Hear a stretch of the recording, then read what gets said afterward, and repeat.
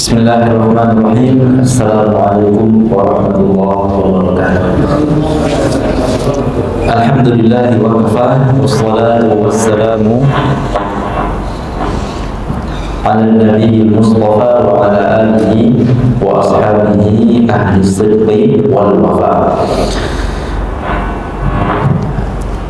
Teman-teman semuanya yang kami hormati dan juga para bapak-bapak sekalian yang bersama dan hadir, mohon maaf karena meja ke sana terpaksa bapak dan di belakang. Alhamdulillah pada siang hari ini kita bisa bertatap muka kembali. Setelah sebelumnya kita juga pernah bertatap muka. Kemudian sholawat dan salam tak lupanya kita perbanyak pada hari ini untuk Nabi Muhammad Sallallahu Alaihi Wasallam. Para rekan-rekan dan para jemaah yang dirahmati Allah Subhanahu Wa Taala, sebagaimana tadi yang disampaikan bahwa insya Allah kajian tematik kita pada siang hari ini adalah beberapa poin yang saya kumpulkan dari sebuah kitab yang bernama Ifadatu As-Sa'adati Al-Umar. Kitab ini merupakan kitab fikih, namun di bab taharahnya ia sertakan beberapa hal yang ini berkaitan dengan fitrah kita. Nanti akan kita temukan beberapa hal tersebut. Kitab ini ditulis oleh ulama Yaman, namanya Muhammad bin Abdul Bari Al-Ahdal rahimahullah ta'ala. Baiklah, untuk mempersingkat waktu kita langsung saja. Ini merupakan 14 hal, kalau boleh kita bilang adab, atau mungkin lebih ke apa ya, hal-hal yang berkaitan dengan fitrah manusia yang dicantumkan oleh ulama di bab taharah di dalam kitab-kitab fikih. Pertama adalah adanya anjuran untuk menutup bejana, baik bejana itu gelas atau mungkin mangkok atau barangkali ember dan lain sebagainya, baik isinya adalah air ataupun berisi makanan lainnya, maka dianjurkan menutupnya, terlebih lagi ketika malam sebelum tidur, dikarenakan di suatu malam, di sepanjang tahun yang ada, di sepanjang hari dalam setahun ini, ada di suatu malam turunnya wabah penyakit. Namun kita tak tahu di malam apa dan turunnya ke air. Maka dari itu, agar kita terhindar dari wabah penyakit tersebut, dianjurkannya kita menutup bejana. Kata para ulama, walaupun tentu sempurnanya ditutup rapat, namun boleh juga contohnya dengan cara melintangkan atau meletakkan kayu atau apa di atas gelas, taruh pena, walaupun nggak menutupi seluruhnya, yang penting formalitasnya saja. Mana tahu wabahnya nyangkut di kayu itu sehingga nggak turun ke air. Ini sifatnya anjuran, tidak sampai ke derajat wajib, hanya ke sebatas sunnah saja. Oh ya, kita dalam Islam ini ada 5 tingkatan hukum. Pertama namanya wajib, dikerjakan berpahala, ditinggalkan berdosa, seperti sholat tadi kita lakukan. Yang kedua sunnah, dikerjakan berpahala, ditinggalkan tidak berdosa tetapi rugi, seperti sholat sunnah sebelum ataupun sesudah sholat wajib. Yang ketiga namanya mubah atau boleh, dikerjakan gak berpahala, ditinggalkan tidak berdosa, seperti makan, minum, mandi dan seterusnya. Ada yang namanya makruh, dikerjakan gak berpahala, dikerjakan gak berdosa, ditinggalkan berpahala, seperti makan bawang sebelum sholat, dikerjakan, dimakan gak berdosa, cuma ketika ada kesempatan makan bawang terus kita menghalangi diri kita, oh gak usah, maka dapat pahala insyaallah. Sedangkan yang haram dikerjakan berdosa, ditinggalkan berpahala, seperti zina, minum mabuk dan lain sebagainya. Jadi nomor 1 ini ke derajat sunnah, dikerjakan berpahala, ditinggalkan tidak masalah, tidak ada dosa sama sekali. Yang kedua namanya siwak. Siwak yaitu membersihkan mulut atau gigi menggunakan kayu khusus, namanya kayu arak. Mungkin yang ke toko-toko herbal atau barangkali yang ke Mekah Madinah, insya Allah di Indonesia banyak melihat kayu yang biasa barangkali para imam-imam gunakan sebelum sholat. Ini yang paling utama memakai kayu tersebut, kayu arok namanya. Namun para ulama fikih mengkiaskan, menyamakan hukum bahwa semua hal yang suci selama dia suci dan permukaannya kasar, maka dia juga bisa dikatakan sebagai siwak. Maka dari itu sah dan boleh juga, disunahkan juga, atau mencakupi kalau kita membersihkan mulut dengan sikat gigi. Dikarenakan sikat gigi itu kan suci, nggak najis, dan dia kasar, nggak licin. Kalau ini kan licin, nggak bisa pakai ini. Harus kasar, harus permukaannya kasar, tidak licin. Jadi jika menggosok gigi dan kita niatkan untuk bersiwak, ya, insya Allah dapat pahala. Nah, namun tentu ketika mau jadi imam dianjurkan memakai siwak. Kan enggak lucu juga sikat gigi di bawah ke sufufakum, memakai siwak. Kemudian kata para ulama juga, ini kan jari kita termasuk kasar, jari tangan kita termasuk benda kasar. Maka kata para ulama, karena dia suci kan, bukan najis, diperbolehkan bersiwak menggunakan jari. Tapi kata ulama, selain jari kita, tapi jari orang, kalau dia mau minjamin jarinya. Ini sangat jauh mungkin dari praktek, namun dari segi pembahasan teori dibahas oleh ulama fikih. Ya, contohnya kita mendapati jari orang terputus, terus kita pinjam untuk bersiwak. Ala kulli hal, tentu yang paling utama tadi kita katakan pakai kayu. Kemudian ada 3 waktu yang mana kita sangat-sangat dianjurkan melakukan siwak. Pertama adalah ketika bangun tidur, atau lebih tepatnya bangun tidur, baik tidur malam maupun tidur siang. Maka ketika bangun tidur dianjurkan membersihkan gigi, baik dengan siwak kalau ada, ataupun barangkali dengan pasta atau sikat gigi. Kemudian yang kedua, ketika terjadi perubahan bau mulut, ketika habis diam lama biasanya ada perubahan bau, maka kalau ada siwak tinggal dilakukan siwaknya.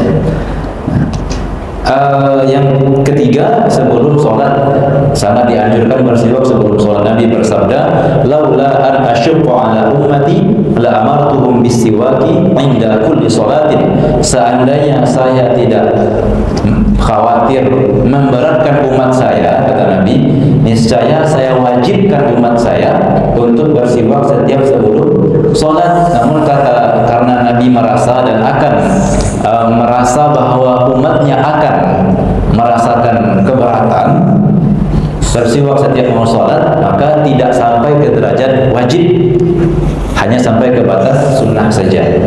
Seandainya wajib, tentu berdosa kita kalau tidak bersiwak sebelum sholat.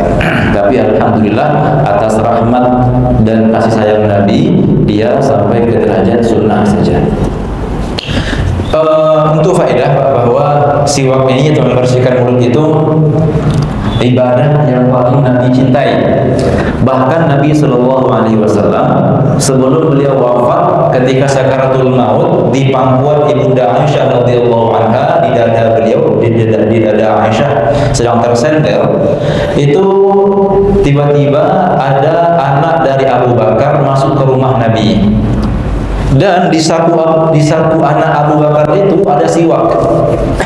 Nabi karena sudah sudah sangat lemas, Nabi tidak kuat lagi ngomong. Tapi Nabi itu mandang pandangannya ke siwak itu terus yang di saku anak dari Abu Bakar itu. Maka Aisyah radhiyallahu anha sebagai seorang istri yang cerdas langsung paham, oh suami saya pasti mau bersiwak. Maka Aisyah pun mengambil siwak itu dari anak dari Abu Bakar, dari saudaranya itu, maka Aisyah melembutkan karena kayu tadi itu masih kasar, masih keras. Maka Aisyah dilunakkan dulu pakai geraham, kemudian Aisyah membersihkan mulut Nabi dengan siwak. Maka kata Aisyah, di antara hal yang Aisyah banggakan adalah bahwa kata beliau, sebelum Nabi wafat masih sempat air liur kami bersatu, kata Aisyah. Karena saya habis melunakkan kayu, kemudian saya pakaikan untuk membersihkan mulut Nabi. Ini di antara hal yang Aisyah banggakan di hadapan para istri Nabi yang lainnya. Nah, nomor 3, memakai celak, baik laki-laki maupun perempuan, baik di mata kiri maupun di mata kanan. Yang keempat, memakai minyak rambut. Nah, ini termasuk, ternyata hal ini walaupun sederhana ataupun barangkali kita anggap hal-hal yang rutinitas sehari-hari, ternyata kalau kita niatkan mengikuti sunnah Nabi, maka insya Allah dapat pahala. Yang kelima, memotong kuku. Nabi bersabda di sebuah hadisnya, khamsun minal fitrah, ada 5 fitrah manusia. Taqlimul azfar, di antaranya adalah memotong kuku, kata Nabi SAW. Adapun tentang tata cara khususnya dari mana kita mulai, kami pribadi belum menemukan hadisnya dari mana dimulai, wallahu a'lam. Tetapi yang kami dapati dari ulama-ulama fikih, mereka sekurang-kurangnya punya 2 cara ketika membahas cara motong kuku. Pertama adalah dengan memulai dari telunjuk kanan, lanjut ke tengah manis, kelingking kanan, kemudian balik ke ibu jari kanan, lalu baru ke kelingking kiri sampai ibu jari kiri. Ini cara pertama, dimulai dengan telunjuk kanan sampai kelingking, kemudian balik ke ibu jari, baru pindah ke jari kiri, kelingking, seterus sampai ke ibu jari. Cara pertama. Cara kedua hampir sama, tetap dimulai dari telunjuk kanan. Ketika sampai di kelingking kanan, langsung sambung dengan kelingking kiri sampai ibu jari, kemudian ditutup, dikhitam dengan ibu jari kanan. Dimulai dengan telunjuk kanan, terus ke kelingking, pindah ke kelingking kiri, ibu jari, ditutup dengan ibu jari kanan. Wallahu ta'ala. Sedangkan untuk kaki, maka satu caranya, yaitu dari kelingking kanan sampai ke kelingking kiri. Nah, sampai segitunya perhatian para ulama atau agama kita kepada hal-hal yang barangkali menurut kita ini hal-hal yang sifatnya yakni rutinitas biasa-biasa saja. Nah, tentang waktunya juga tidak ada secara khusus dalil yang memerintahkan. Hanya saja kata para ulama kita, waktunya yaitu ketika butuh, terasa panjang, mengganggu ketika makan, apalagi tangan kiri dipakai untuk istinja, terasa sudah waktunya untuk dipotong, maka itulah waktunya. Namun kalau bisa dianjurkan pada hari Jumat, hari sekarang ini. Adapun larangan, hari Selasa nggak boleh, hari Kamis nggak boleh, wallahu ta'ala. Mungkin ada kita dengar, namun itu memerlukan penukilan dari kitabkah, dari hadiskah, namun beliau dalam ceramahnya belum menukilkan apa dasar dari larangannya. Maka tetap kaidah agama mengatakan, in kunta naqilan fasihha wa in kunta mudda'iyan fadalil.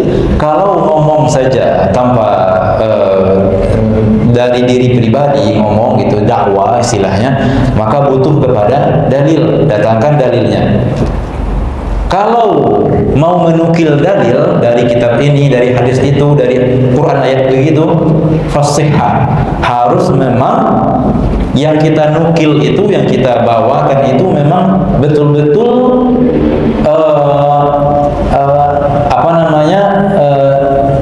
memang kita punya sumber. Dari mana kita nukil? Harus kita datangkan dari kitab ini, dari hadis ini. Jadi ada, kalau dalam agama ini 2 saja kaidahnya. Kalau ngomong sendiri dengan pendapat pribadi, pasti datangkan dalil. Tapi kalau ketika menukilkan dalil, harus memang sampai kepada sumbernya.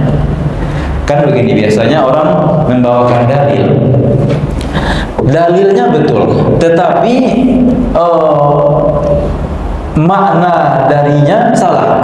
Ada yang mengatakan begini.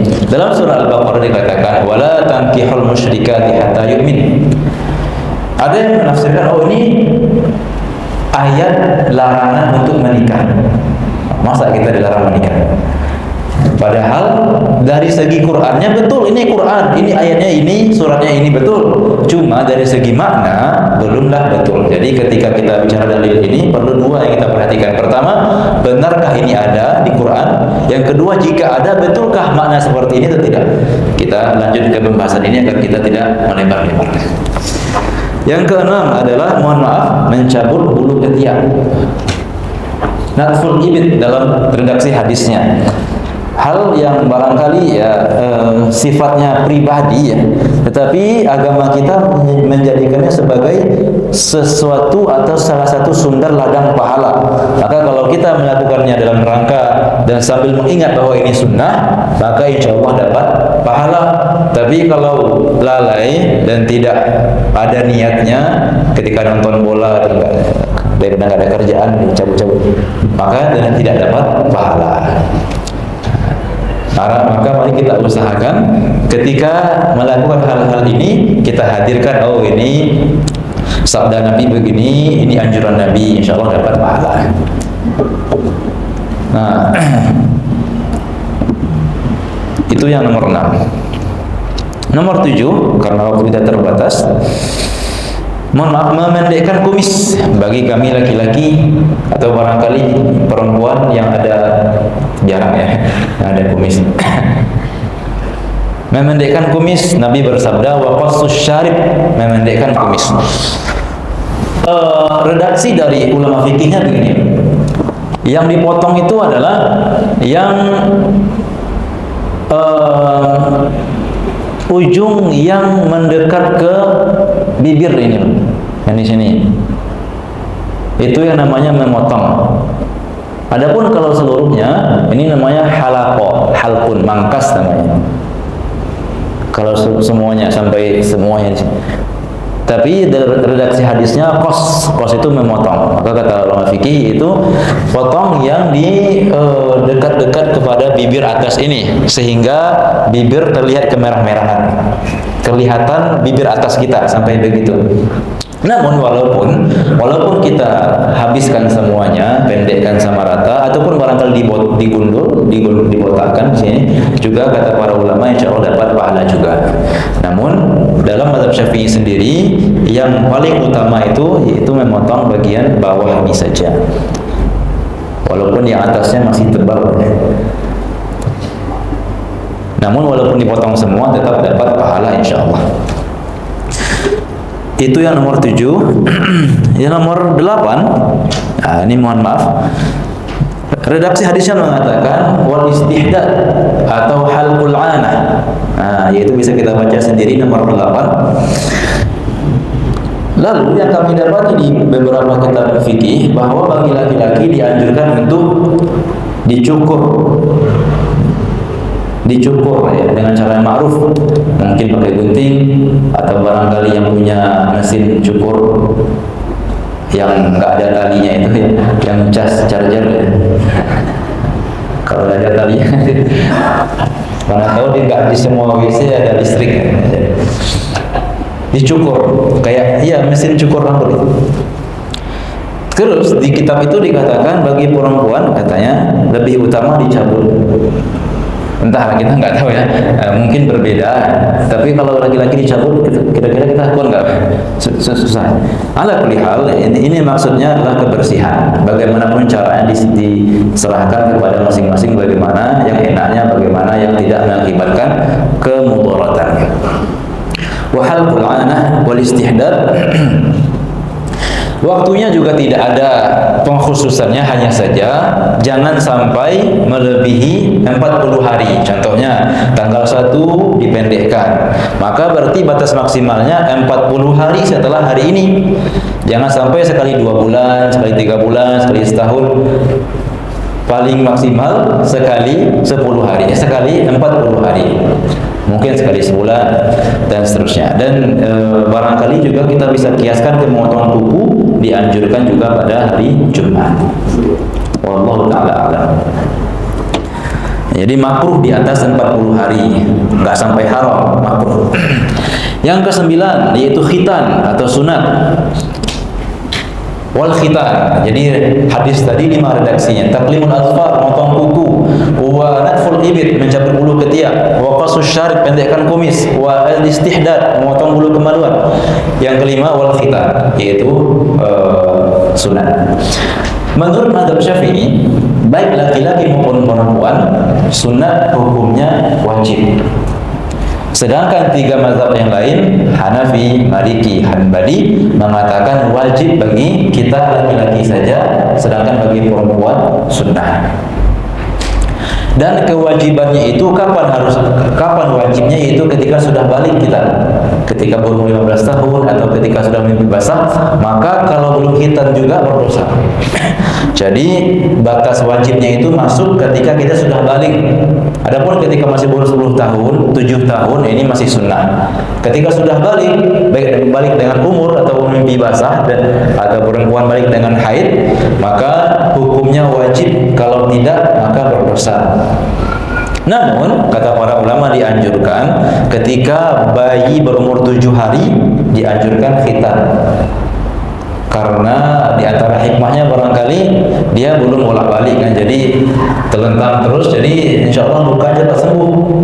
Beda kalau sudah 2 tahun, nanti lari-lari kemana-mana, sudah pakai celana. Kalau belum bisa di hari ke-7, maka di hari ke-40. Kalau belum juga, maka di tahun ke-7 dari umurnya. Jadi itu urutannya, hari ke-7 jika memungkinkan, kalau enggak maka di hari ke-40, kalau enggak juga maka ketika dia berumur 7 tahun. Kata Ibnu Qayyim rahimahullah ta'ala dalam kitab Tuhfatul Maulud bi Ahkamil Maulud, beliau lebih condong ke hukum sunnah bagi perempuan. Di antara hikmahnya, kata Nabi SAW, perempuan yang khitan itu dikarenakan ketika khitan itu lebih mengontrol kepada hawa nafsu atau syahwat perempuan. Maka kata Nabi, jika dia khitan maka lebih terkontrol, dan ini baik bagi suaminya. Jika tidak khitan maka dikhawatirkan tidak terkontrol. Tadi apa Anda katakan? Jika dia khitan maka lebih terkontrol hawa nafsunya. Maka ini juga kebaikan bagi suaminya. Dan ketika tidak khitan maka dikhawatirkan tidak terkontrol. Namun juga kata beliau dalam buku tersebut, jika perempuan sunat maka hati-hati para dokter yang mensunat perempuan, jangan sampai habis. Kalau kita jelas ya yang dipotong itu apa. Perempuan juga ada sesuatu yang dipotong dari mereka. Nah, jangan sampai habis potongan itu. Karena kalau sampai habis, syahwatnya juga habis, sehingga bermudarat bagi suaminya nanti. Maka kata para ulama fikih, cukup mungkin digoreskan sekali sudah. Digoresi sedikit sudah cukup. Tidak banyak, tidak usah potong banyak-banyak. Digoreskan sedikit sudah cukup. Ini bagi perempuan. Wallahu ta'ala. Ya, kita dikejar waktu. Selanjutnya nomor 10, qazak, yaitu satunya digundul, kemudian bagian lain ada rambutnya. Ini satunya gundul sampai botak, kayak Ronaldo nomor 9 itu, R9, itu yang qazak. Tapi kalau yang ini masih ada rambutnya, cuma nomor 1 contoh, ini nomor 3, ini belum terhitung qazak, wallahu a'lam. Yang qazak itu yang mungkin ada asatizah yang lain yang memberikan pemahaman barangkali, teman kami pribadi dari yang kami dapatkan dari literatur qazak itu ya kayak Ronaldo R9 itu, ini ada rambutnya sedangkan bagian yang lain tidak ada. Nah, dinukilkan ijma' kesepakatan ulama, termasuk juga salah seorang syekh dari Saudi, yaitu Syekh Shalih Al-Utsaimin hafizahullah taala, mengatakan makruh qaza itu, tidak juga sampai ke derajat haram. Makruh kata mereka. Dikerjakan enggak berdosa, ditinggalkan berpahala. Kemudian nomor 12 saja langsung. Bagi perempuan makruh menggundulkan rambut tanpa ada keperluan. Makruh menggundul artinya jika dikerjakan enggak berdosa, tapi alangkah lebih baiknya jika tidak digundulkan. Kecuali bagi yang sudah berstatus sebagai istri, maka naik dari makruh menuju haram. Haram bagi istri menggunduli rambutnya tanpa izin dari suami, dikarenakan rambut itu merupakan di antara hal yang kata para ulama yutaladzaz bin nazar ilaihi, suami itu merasa senang ketika melihatnya. Artinya itu di antara hal-hal yang menyebabkan keindahan pada perempuan. Maka jika dihilangkan, maka dikhawatirkan tidak termasuk kepada kategori istri yang jika dipandang mengenakkan mata. Maka haram bagi istri kecuali atas izin dari suami. Nomor 13, makruh, ya, sebaiknya tidak menolak 7 hal berikut jika dikasih kepada kita. Pertama, manisan, permen atau kue-kue yang manis, madu. Yang kedua, susu. Yang ketiga, minyak rambut. Kemudian yang keempat, bantal, apalagi ketika kemah dan seterusnya. Nomor 5, rezeki, uang barangkali, dan ya, makanya mungkin kita masyhur, kita dengar jangan nolak rezeki, ya. Nggak boleh nolak rezeki. Ternyata ini ada sandarannya. Kemudian parfum, sebelum sholat kita mau takbir, parfum terpaksa nerima. Kadang ya. Nomor terakhir, raihan ini sejenis tumbuh-tumbuhan yang beraroma harum, yang barangkali digunakan untuk mengharum ruangan dan sejenisnya. Jadi ini 7 hal. Untuk dalilnya sendiri di sini apakah ada atau tidak? Belum cantumkan di artikel terbaru di Telegram kami, sudah kami cantumkan dalil-dalil yang melarang kita menolak hal-hal ini. Nah, yang terakhir adalah haram mewarnai rambut atau jenggot yang sudah memutih, jangan diwarnai dengan warna hitam, bigen dan seterusnya itu warna rambut. Adapun dengan selain hitam, maka boleh coklat kah, barangkali biru, apa lagi ya, yang arah-arah gelap, yang gelap-gelap. Bagi kami laki-laki haram secara mutlak, baik itu ketika sedang bermukim atau ketika sedang bepergian, atau mungkin diizinkan istri, nggak diizinkan istri, haram. Tapi untuk istri haram mewarnai rambutnya dengan warna hitam tanpa ada izin dari suami. Adapun jika istri sudah beruban, kemudian dia ingin mewarnai rambut dengan warna hitam dan suaminya mengizinkan, maka itu diperbolehkan. Allah Ta'ala a'lam. Demikian saja barangkali 14 materi atau 13 tadi yang kita bacakan tentang hal-hal yang berkaitan dengan fitrah kita yang tercantum di kitab bab Thaharah di dalam buku-buku fikih. Jika barangkali ada yang didiskusikan, kita buka sebentar waktunya, ya kita